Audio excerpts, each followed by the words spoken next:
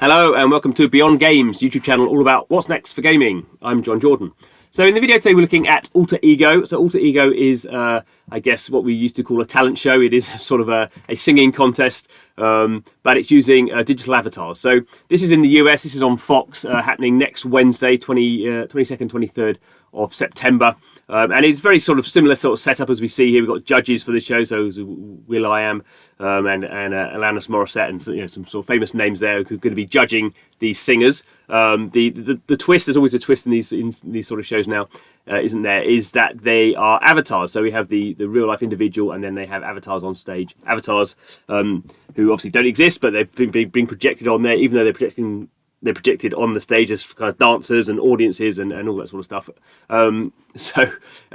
Interesting use of technology. Let's have a quick look at how some of this stuff works.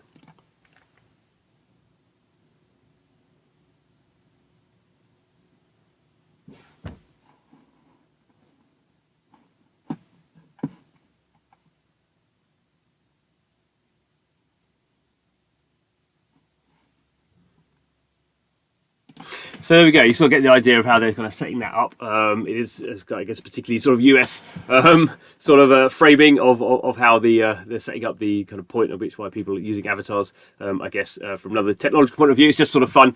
And equally, I guess if this one worked, you can imagine. I mean, this is quite a sort of a tame version of the avatars are sort of humanoid. They may not look like the people exactly, but they are. It's not too wacky. You can imagine how this sort of stuff sort of goes in a few series time if it's successful, where you can have these really crazy sort of things going on. Maybe at that point it kind of stretches reality too far, but it does go to show, I think, that things like this sort of motion capture technology, this sort of live action capture stuff, which is the games industry has really pioneered, is now sort of coming into mainstream, and the mixing of sort of real world kind of events. So obviously this is a real world judges. This is it's got the audience there and all that sort of live TV sort of excitement, but also linked into this kind of weird kind of tech avatar. It's all a bit meta world and all that sort of metaverse and all that sort of stuff, isn't it? But it is interesting to see, and I think obviously we see.